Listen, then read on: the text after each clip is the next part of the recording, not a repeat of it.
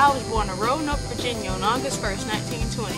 I lived with my parents and my siblings until 1924 when my mother, Eliza Lax Pleasant, died, giving birth to the 10th child. So I ended up to live with my grandfather, Tommy Lax, and his grandchild, David Lax. They called him Dave. I remember that I spent much of my young life stooped in the fields planting tobacco with my cousins Cliff, Fred, Sadie, and Margaret.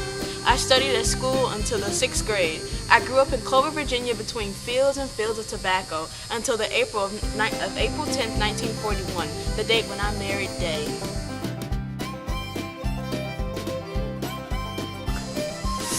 I spent wonderful moments with my lovely Henrietta.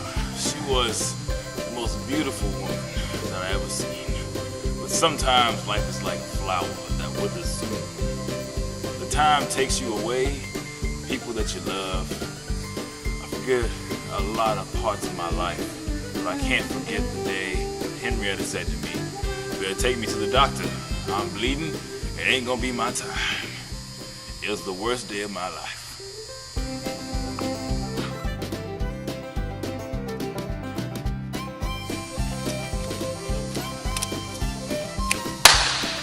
Oh, hey, didn't see you there.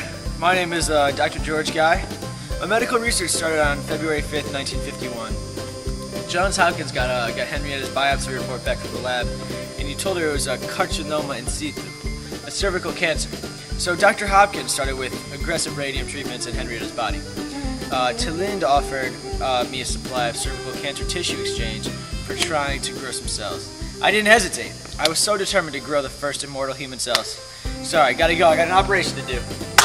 Woohoo! We spent the last 3 decades working to grow malignant cells outside the body, hoping to sit down to find cancer's cause and cure. We worked a lot with the tissue from Henrietta's cervix, one from the hair tumor and the other one from the healthy cervical tissue.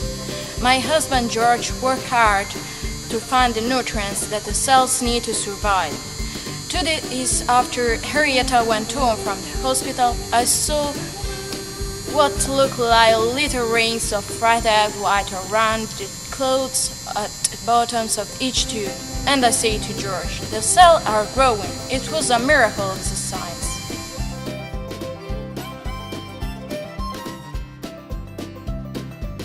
Hello, my name is Dr. Christopher Lengauer.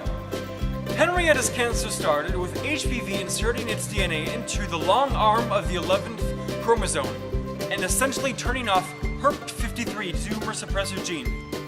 Not long after Henrietta's death, planning began for the HeLa factory, a massive operation that would grow to produce trillions of HeLa cells each week.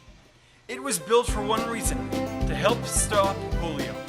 In fact, by the end of 1951, the world was in the midst of the biggest polio epidemic in history.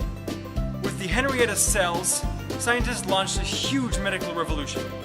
This woman has written history. Her cells are still saving people today. We miss you, Mama. I think of you all the time and wish I could see you and hold you in my arms, like I know you held me.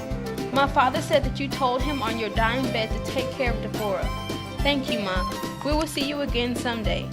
We read what we can and try to understand. My mind often wonders how things might have been if God had you stay here with me. I keep with me all I know about you, deep in my soul, because I am a part of you.